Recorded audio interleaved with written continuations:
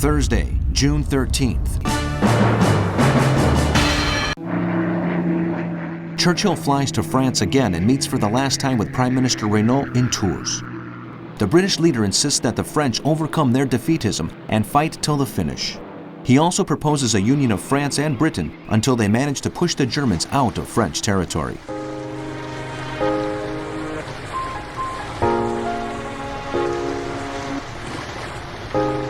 Both proposals are rejected by most members of the government, along with Reynaud's proposal for creating a government in exile in the United States.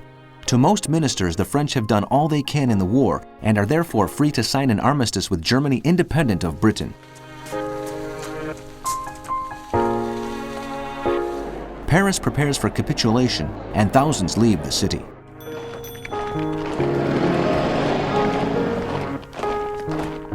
In Spain, the dictator Francisco Franco announces that Spain is non-combatant rather than neutral. In this way, he justifies the aid given in Spanish ports to the submarines and ships of the German Navy. Hitler issues a statement full of hypocrisy and with echoes of Bolshevism, telling American reporter Carl von Wiegand that National Socialism does not intend to destroy America or the British Empire, but rather to put an end to the capitalists that destroy millions of the lives in the relentless pursuit of their ends.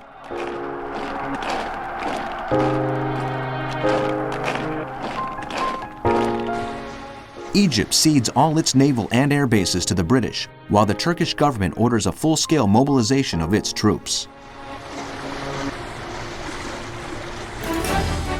In the naval war, U-25, commanded by Heinz Bedun, sinks the British ship Scotston.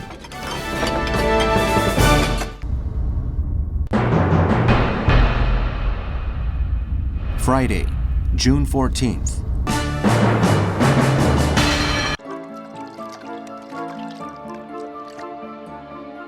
In France, Colonel George von Kuchler negotiates the withdrawal of the French 7th Army from the French capital with Generals Charles Hunziker and Pierre Herring, military governor of the city.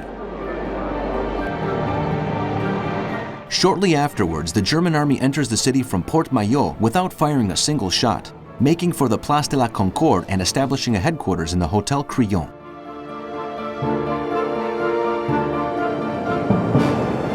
The swastika flag flies over the Seine at the top of the Eiffel Tower and under the Arc de Triomphe.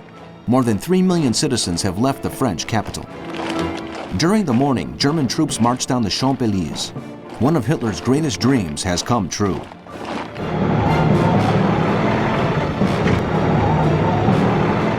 He issues Directive Number 15, ordering the start of Operation Fall Brown, Case Brown, the final offensive of the Maginot Line to the south of Saarbrücken.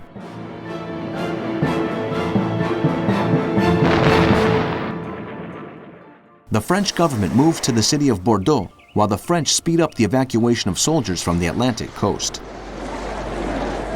In Poland, Gestapo units move the first 727 Polish prisoners to the Auschwitz concentration camp.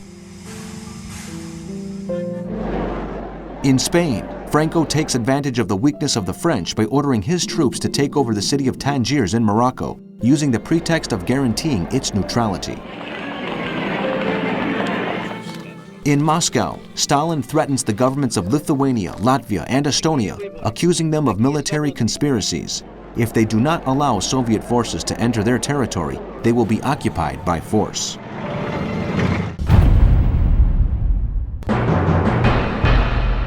Saturday, June 15th.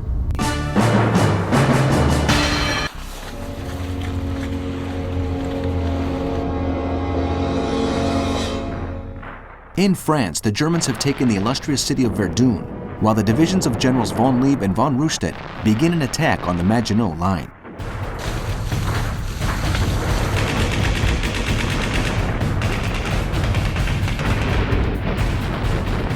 Very soon, the forces of the Third Reich find the weak points in this chain of fortifications extending from southern Belgium to the Italian border.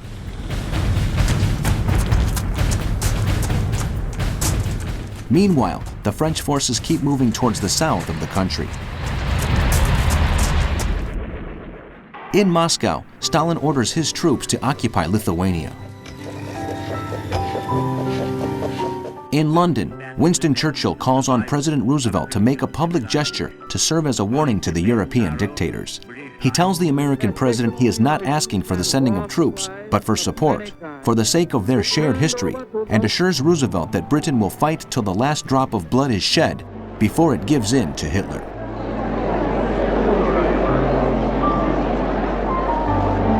Roosevelt announces new arms shipments, but the United States is to remain neutral. However, the American Senate votes in favor of an ambitious budget for the Air Force. 10,000 planes will be built, and many more pilots will be trained. In the battle for the Atlantic, U-101, commanded by Fritz Frauenheim, sinks the Greek ship Antonis Georgiandis, while Heinrich Liebes' U-38 sinks the Mount Myrto, the Canadian Eric Boy, and the Norwegian Italia, and U-47, commanded by Gunther Prien, sinks the British vessel Balmoral Wood.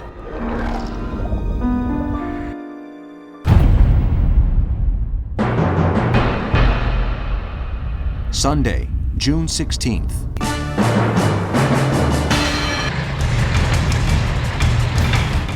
In France, German forces occupied Dijon and Orleans, while several other divisions encircled the Maginot Line at Besançon and Pontarlier.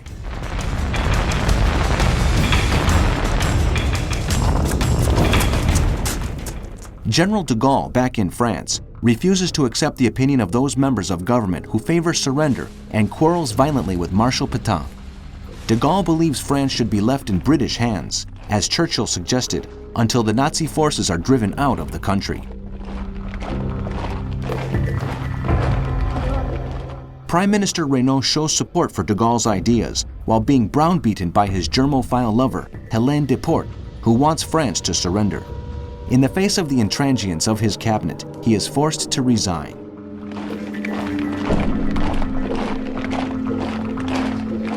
The French president, Albert Lebrun, puts the 84-year-old Marshal Philippe Pétain, a hero of the Battle of Verdun in the Great War, in charge of the new executive. The new prime minister, breaking the pact signed with Britain, requests an armistice with Hitler, using Spain and the Vatican as mediators. General de Gaulle flees to Britain. In London, Churchill receives the news that the cruiser Revenge has arrived in Canada without major problems, carrying the Bank of England's gold reserves, which are to be placed in safekeeping in case Britain is occupied by German forces.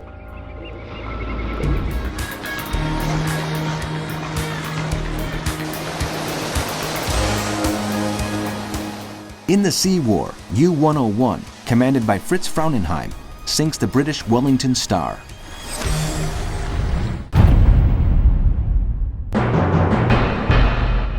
Monday, June 17, 1940. In France, Marshal Philippe Pétain, the new prime minister, announces in a radio speech that the fighting must end as soon as possible and that peace must be made with the Third Reich. Many in the country feel betrayed. Hitler, at his Wolf's Lair headquarters in the Belgian town of Brûlé-Pêche, receives the news that the French leader wants to sign an armistice from Walter Huel, a contact of Ribbentrop.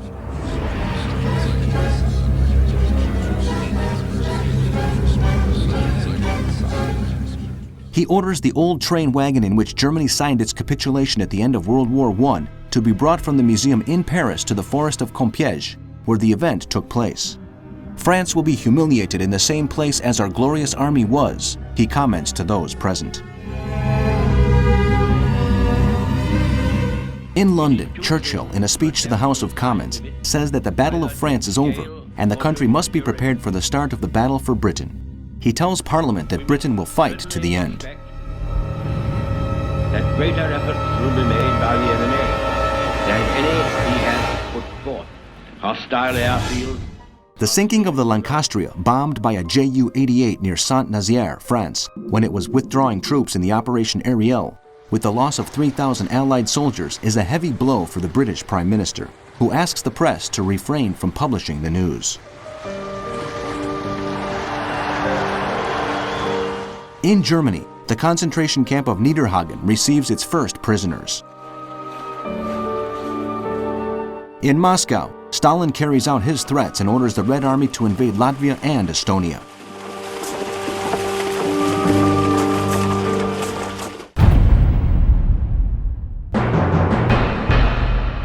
Tuesday, June 18. In Germany, Hitler meets with Mussolini in Munich to analyze the situation of France. The Nazi leader blocks the ambitions of Mussolini who, despite the limited role played by his troops against the French, wants to occupy the French city of Nice, the island of Corsica, Syria, Tunisia, Egypt, and Sudan. Furthermore, he intends to take the whole French fleet. In France, the rapid advance of German forces towards the south continues. On the Maginot Line, the fighting is centered on the underground city of Fort Fermont. Meanwhile, Army Group B, with Rommel's division acting as a spearhead, crosses Normandy and reaches Cherbourg. In London, General de Gaulle addresses the French for the first time over the radio and encourages them to fight for their freedom.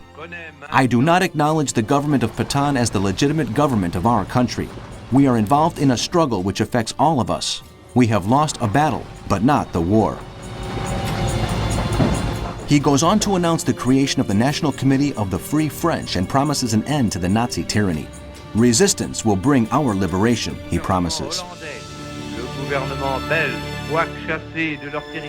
For his part, Churchill demands of Admiral François Darlan that the ships of the French fleet must seek refuge in British and North African ports to avoid them falling into German hands. In Moscow, the Commissar of Foreign Affairs, Vyacheslav Molotov, enthusiastically congratulates the Nazi ambassador in Russia, General Friedrich von Schulenburg, on the extraordinary triumph of the forces of the Third Reich in France. In the Sea War, U-28, captained by Commander Günther Kuhnke, sinks the Finnish freight ship Sarmatia, while Hans Jynäs's U-32 sinks the Norwegian Altar and the Swedish Nuance and Salvora.